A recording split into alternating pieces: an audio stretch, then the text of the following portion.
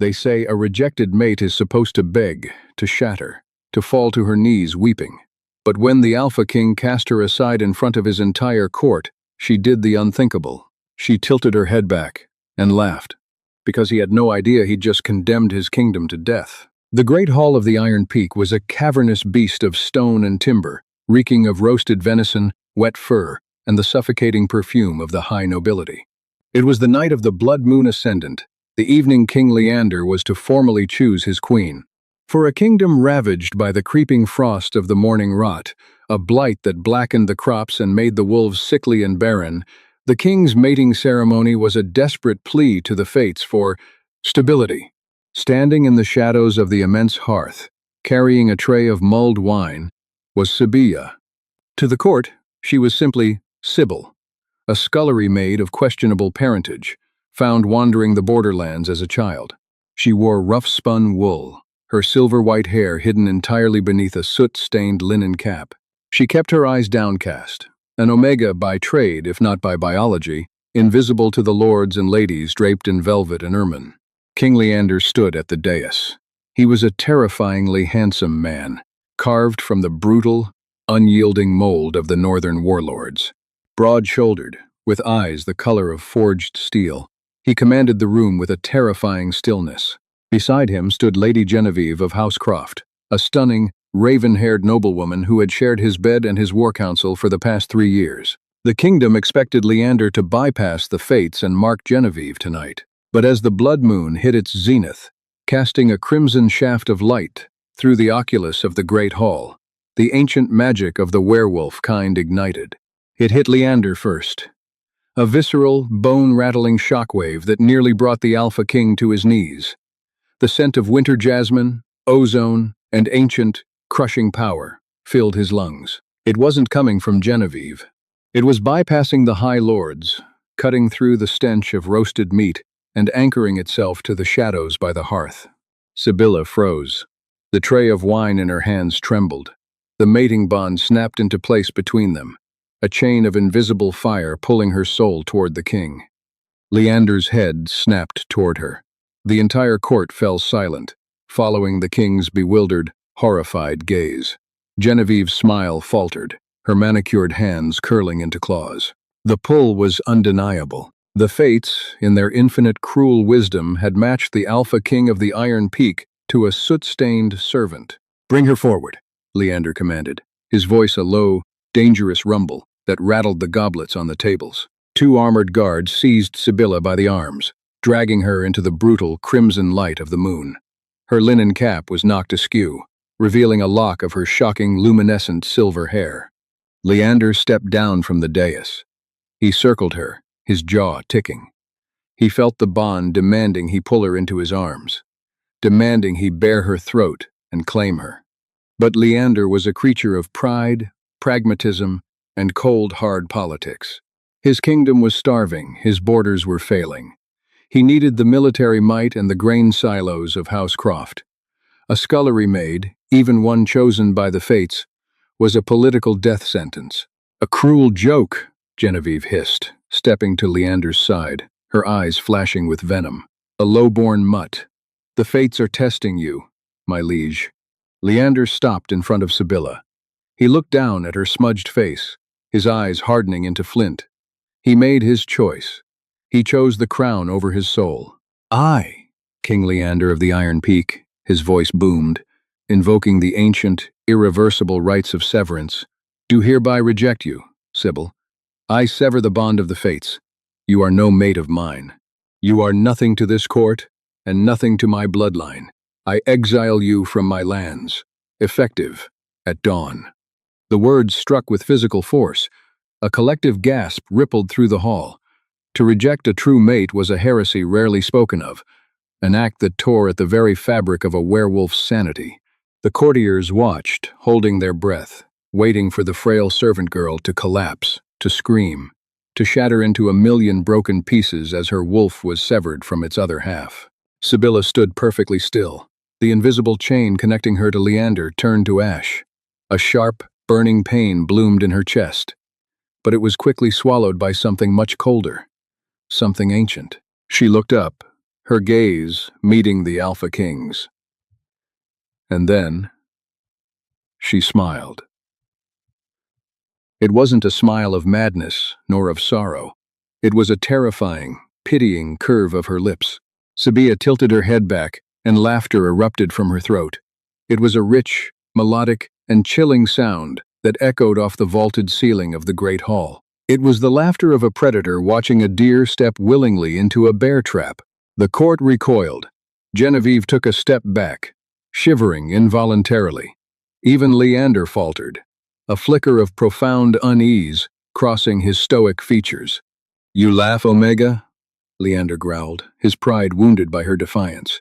"You find your exile amusing?" Sibylla's laughter died down to a dark chuckle. She reached up and casually pulled the linen cap from her head, letting the cascade of pure, starlight silver hair fall down her back. "I am not laughing at my exile, Leander," she said, her voice entirely stripped of the subservient tremble she had feigned for a decade. It resonated with a strange harmonic duality, as if a much larger, older beast were speaking in tandem with her. "I am laughing because you believe you hold the power to exile me. I am laughing because you just cut the throat of your own kingdom, and you are too blind to see the blood pooling at your feet." Before the guards could grab her, Sibylla turned her back on the Alpha King. The heavy oak doors of the great hall seemed to blow open on their own accord, letting in a howling blizzard. She walked out into the freezing night, leaving a stunned, terrified silence in her wake. By the time the sun rose over the Iron Peak, painting the snow-capped mountains in hues of bruised purple and sickly gray, the kingdom was already dying.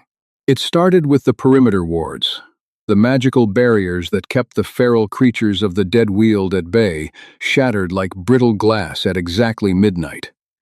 Then came the morning rot. Fields of winter wheat that were supposed to sustain the lower villages blackened and turned to ash within hours. The rivers ran thick and sluggish, tasting of copper and decay. Within the stone walls of the keep, a fever swept through the king's guard. Even the wolves themselves found their inner beasts recoiling, refusing to shift, gripped by a sudden, inexplicable terror. Leander sat on his obsidian throne, a heavy fur mantle draped over his shoulders, yet he could not stop shivering. The severance of the mate bond was a dull ache in his chest, but the panic of his failing kingdom was a roaring fire in his mind. "Explain this to me," Leander demanded, slamming his fist onto the armrest. Standing before him was Archmaester Gideon, a frail, blind elder who served as the keeper of the pack's history.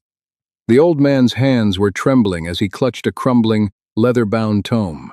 "The land is rejecting you, my king," Gideon rasped, his milky eyes staring sightlessly ahead. "Or rather, it is grieving. You enacted the rite of severance on the Blood Moon Ascendant." "I rejected a maid," Leander snapped, "to secure an alliance with House Croft. The fates do not punish a king for securing his people's future." "She was no maid," Gideon whispered, the horror evident in his cracked voice. "When the wards fell last night, I went to the deep archives. I searched the registries of the scent profiles. The winter jasmine, the ozone, the silver hair." Gideon dropped to his knees, bowing his head to the cold stone floor. "You fools, you arrogant, blind fools. Do you know why the morning rot afflicts our lands? It is because the true sovereigns of the earth were slaughtered. We thought the Ethelgard bloodline, the first wolves, the white sovereigns, were wiped out 300 years ago during the winter purge." Leander's blood ran cold. The Ethelgard. They were myths. Bedtime stories told to frighten pups, wolves the size of draft horses, possessing magic that commanded the forests and rivers themselves. It was said that a kingdom could only thrive if an Ethelgard blessed the soil. "The girl," Leander's voice barely left his throat. "Sibylla," Gideon said. "Sibylla of the House of Ethelgard, the last of her kind. She was hiding in plain sight, waiting for the blood moon to awaken her true lineage. Her presence here was the only thing keeping the rot from consuming us entirely. And you, my king, you cast her out. You severed the tether between the land and its true goddess." Miles away, deep within the frozen, unforgiving heart of the Dead Weald, Sibylla stood at the edge of a frozen lake. The blizzard raged around her, tearing at her rough-spun clothes, but she felt no cold. She stripped off the heavy wool, leaving it in a heap on the ice. She took a deep, shuddering breath, the freezing air filling her lungs. For 10 years, she had suppressed her blood. For 10 years, she had hidden from the descendants of the men who had slaughtered her family, posing as the lowest of the low, just to survive. But the rejection, the traumatic, soul-tearing magic of Leander's severance had acted as a catalyst. It hadn't broken her. It had unchained her. Sibylla closed her eyes. Her bones began to crack and reform, a symphony of violent, beautiful agony. She didn't shift into a normal wolf. The creature that erupted from her human skin was a monstrosity of divine beauty. A dire wolf stood upon the ice, standing nearly 7 feet at the shoulder. Her fur was a blinding, iridescent white that seemed to glow with its own internal moonlight. Her eyes were pools of liquid starlight. When she exhaled, the frost retreated. Where her massive paws touched the dead, frozen earth beneath the snow, tiny sprigs of green grass pushed violently through the permafrost. She threw her massive head back and let out a howl. It was a sound that shattered the silence of the wilderness. It rolled over the mountains, crossed the valleys, and struck the stone walls of the Iron Peak like a physical blow. Every werewolf in Leander's kingdom dropped to their knees, clutching their ears, their inner wolves whimpering in absolute, terrifying submission. Leander heard it from his throne room. The sound vibrated in his teeth. It was a howl of pure, unadulterated sovereignty. "She is calling the wild," Gideon wept from the floor. "She is taking the magic back. We have days, King Leander, days before the rot consumes the castle, before we all turn feral and tear each other apart." Genevieve, who had been standing quietly in the corner, stepped forward, her face pale. "Then we hunt her. We find this beast and we bind her. We force her to heal the land." Leander looked at his chosen bride, suddenly realizing how small, how petty her ambitions were compared to the ancient forces he had just unleashed. He remembered Sibylla's laugh. He finally understood the joke. "You cannot hunt a god, Genevieve," Leander whispered, staring at the frost rapidly creeping up the stained glass windows of his hall. "But I must try. Prepare the vanguard. We ride into the dead weald." As the king ordered his men into a suicide mission into the dark woods, he didn't know that Sibylla was not alone. Out in the snow, from the shadows of the ancient pines, massive figures began to step forward. Not werewolves, but massive timber wolves, bears, and ancient spirits of the forest that had slumbered for centuries. They bowed their heads to the great white wolf. The queen had returned, and she owed no mercy to the men who had rejected her. The dead weald was no longer a silent, frozen graveyard. It was alive, breathing with an ancient, vengeful sentience. The trees themselves seemed to shift, their blackened branches knitting together to block out the sickly gray sunlight. King Leander led the vanguard, 50 of his most lethal warriors, through waist-deep snow that clung to their boots like lead. Among them were seasoned veterans of the border wars, Lord Reginald Harrington, a scarred behemoth of a man whose loyalty to the crown was legendary, and Captain Silas Sterling, a brilliant tactician whose family had served the Iron Peak for generations. Yet, even these hardened men cast terrified glances into the tree line. Their inner wolves were whimpering, clawing at their minds to turn back, to flee, to submit. For 3 days, they marched deeper into the wilderness, tracking the immense, blooming footprints of the white sovereign. For 3 days, the land punished them. "We are walking into a slaughter, Leander," Lord Harrington murmured, his breath pluming in the freezing air. He had dropped the formal title, a subtle sign of the fracturing discipline within the ranks. "The men cannot shift. The magic in this air, it suppresses us. We are nothing but human flesh in a forest of monsters." Leander gritted his teeth, pulling his heavy fur cloak tighter around his broad shoulders. His jaw was lined with exhausted stubble, his usually pristine steel-gray eyes bloodshot and haunted. The severance of the mating bond was a festering wound in his chest, a constant, agonizing reminder of his catastrophic error. "We do not turn back, Reginald," Leander growled, though his voice lacked its usual commanding thunder. "If we do not bring her back, if we do not force her to lift the morning rot, our people will starve by midwinter. Housecroft's grain silos are already rotting from the inside out. At the mention of House Croft, Captain Sterling spurred his horse closer, his expression dark. Speaking of Lady Genevieve's family, my king, there are whispers in the ranks. Before we departed, the Duchess Vane uncovered ancient ledgers in the lower archives. The Croft family rose to power 3 centuries ago, precisely when the Ethelgard line was supposedly wiped out. The history books say the Ethelgards went mad, but the ledgers suggest House Croft funded the mercenary armies that slaughtered them in their sleep. Leander pulled his horse to a sudden halt. The vanguard behind him scrambled to a stop. The silence of the forest was deafening. What are you implying, Silas?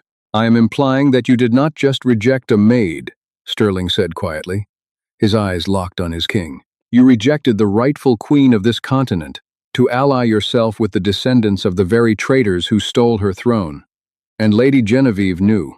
She knew exactly what Sibylla was when she saw the silver hair, and she manipulated you into casting her out to finish what her ancestors started. Denial flared in Leander's chest, hot and bitter, but it was quickly extinguished by the cold, crushing weight of reality. Genevieve's desperate, venomous insistence to banish Sibylla immediately. The way her family had monopolized the kingdom's resources during the Blight. It all clicked into a horrifying, treasonous puzzle. Before Leander could process the betrayal, a low, guttural growl echoed through the clearing. From the shadows of the ancient pines stepped a massive dire wolf, easily 5 feet at the shoulder, its fur the color of storm clouds. But it was not Sibylla. The wolf shifted seamlessly, rising into the form of a towering, impossibly handsome man clad in dark leather and pelts. Leander's men drew their swords, the rasp of steel echoing in the quiet woods, but Leander raised a hand, his heart pounding. He recognized this man. It was Lord Alistair of the Winter Guard, the reclusive, brutal alpha of the northern reaches, a territory that had refused to bow to the Iron Peak for decades. "Put your toys away, boys," Alistair sneered, his amber eyes flashing with a terrifying, predatory amusement. "Steel won't save you here. You are trespassing on sovereign ground."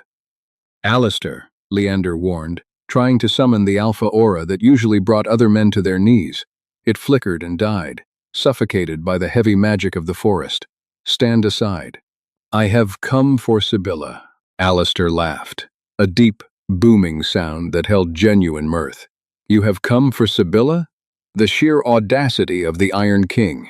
You threw away a diamond because you were too blind to see it in the dirt, and now you want to dig it back up because your kingdom is crumbling?" Alistair stepped to the side, gesturing grandly behind him.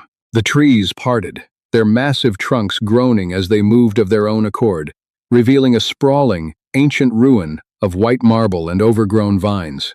Sitting on a throne of woven, living roots was Sibylla. She was no longer the soot-stained scullery maid, nor the monstrous white wolf. She sat in her human form, draped in garments of spun silver and luminous white fur. Her hair cascaded around her like a halo of starlight. Her eyes, once a timid brown, now glowed with an ethereal, opalescent light. She was breathtaking. She was terrifying. And standing at the base of her throne, a protective hand resting on the hilt of his broadsword, was another member of the Winter Guard. Alistair walked forward and knelt gracefully at Sibylla's feet, pressing his lips to the back of her pale hand. The gesture of absolute devotion from a rival alpha sent a spike of pure, unadulterated jealousy through Leander's chest. "They have arrived, my queen," Alistair murmured, looking up at her with naked adoration. Sibylla's glowing eyes drifted from Alistair to Leander. There was no love in her gaze. There was no hurt. There was only the cold, unyielding judgment of a goddess looking upon a very small, very foolish mortal. "Welcome to my court, Leander," Sibylla's voice echoed, carrying that dual, harmonic resonance of the beast within. "I see you brought your army. Tell me, did you come to beg, or did you come to die?" Leander dismounted, his boots crunching in the snow. His vanguard remained frozen in place, their weapons lowered, their spirits broken simply by the oppressive, divine weight of Sibylla's aura. "I came to save my people," Leander said, stepping forward. He forced himself not to look at Alistair, who was watching him like a wolf watching a wounded stag. "The morning rot is consuming the Iron Peak. The rivers are poison. The children are shivering. You have proved your power, Sibylla. Punish me if you must, but do not punish the innocent. Sibylla leaned forward, resting her chin on her hand. The innocent? You speak of the people who watched me scrub their floors and kicked me when I was in their way. You speak of the high lords who grew fat while the lower packs starved. The land is not punishing them, Leander. The land is simply reflecting the rot that has existed in your kingdom for centuries. I am your king, Leander bellowed, his frustration and heartbreak finally snapping his iron control. I am your fated mate. You were my fated mate, Sibylla corrected, her voice dropping to a dangerous, icy whisper. You severed that bond in front of your entire court. You spat on the fates. You chose a traitor's daughter over your own soul. Genevieve is no traitor, Leander shot back, desperate to cling to the shreds of his crumbling reality. Isn't she? A new voice cut through the clearing. A feminine, breathless voice. From the tree line behind the vanguard, a small, heavily cloaked figure stumbled out into the open. As the hood fell back, Leander gasped.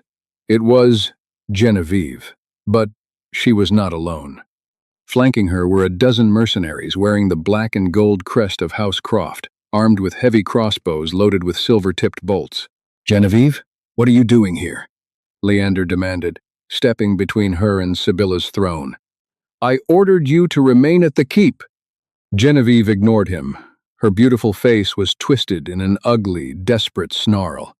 She pointed a trembling finger at Sibylla. Kill her. Kill the beast. If she lives, my family's legacy is ash. The mercenaries raised their crossbows. Lord Harrington and Captain Sterling immediately drew their blades, turning to face Genevieve and her men. The vanguard, previously paralyzed by fear of the forest, suddenly found their courage in the face of blatant treason against their king.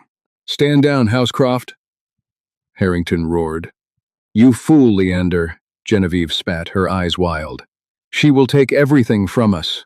The Ethelgards were meant to be extinct. My ancestors spent decades poisoning the soil, creating the morning rot just to frame her family for the blight. We convinced the world they were monsters so we could take the power. And you almost ruined 300 years of work by mating a scullery maid. Leander stood completely still. The confession rang through the frozen clearing, a death knell for everything he believed in. He had rejected his true mate, his kingdom's savior, to sleep with the architect of his people's suffering. The nausea that hit him was violent and sudden. Fire! Genevieve screamed. The mercenaries pulled their triggers. A dozen silver-tipped bolts ripped through the air, aimed directly at Sibylla's chest. Alistair roared, moving to intercept, but Sibylla didn't even flinch. She didn't raise a hand. She simply blinked. The wind howled, a sudden, localized hurricane that whipped through the ruins. The silver bolts froze in mid-air, inches from Sibylla's face, encased in thick blocks of blue ice. With a gentle chime, they shattered into 1,000 harmless pieces of dust. Genevieve stumbled back, her face draining of blood. The mercenaries dropped their weapons, falling to their knees in absolute terror. Sibylla stood up. The ground shook beneath her feet. Your ancestors poisoned my land, Genevieve of Housecroft, Sibylla said, her voice echoing like a thunderclap. They slaughtered my mother. They slaughtered my father. And you thought you could finish the job with a few pieces of silver? Sibylla raised her hand. She didn't cast a spell. She didn't summon fire. She reached into the fundamental, ancient magic of the werewolf lineage itself. Genevieve let out a blood-curdling scream. She collapsed into the snow, clawing at her chest. The mercenaries echoed her cries, writhing in agony. Leander watched in horror as the magic ripped through them. Sibylla wasn't killing them. She was severing their wolves. She was stripping them of their healing, their strength, their connection to the moon. She was turning them into ordinary, fragile humans, left to survive the brutal winter of the world they had corrupted.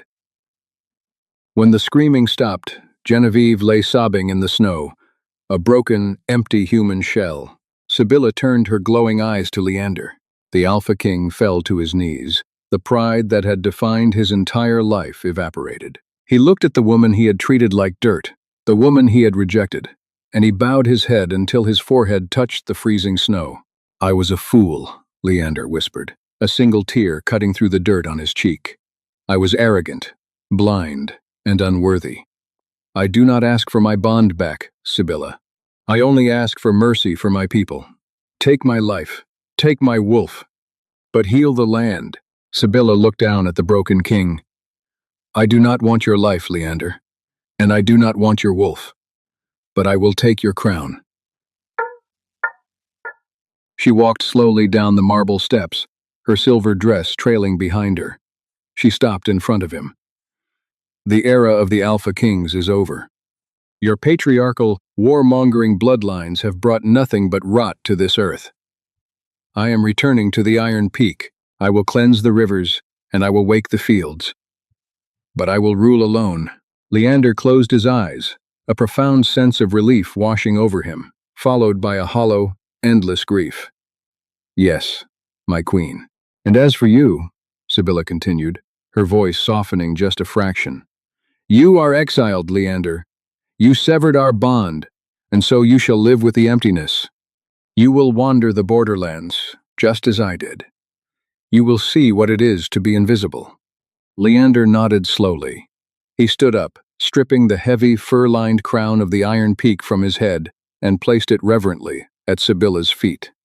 Without another word, he turned his back on his men, his kingdom, and the mate he could never have again, walking off into the swirling snow of the dead Weald. Lord Harrington, Captain Sterling, and the rest of the vanguard dropped to their knees, bowing deeply to the White Sovereign.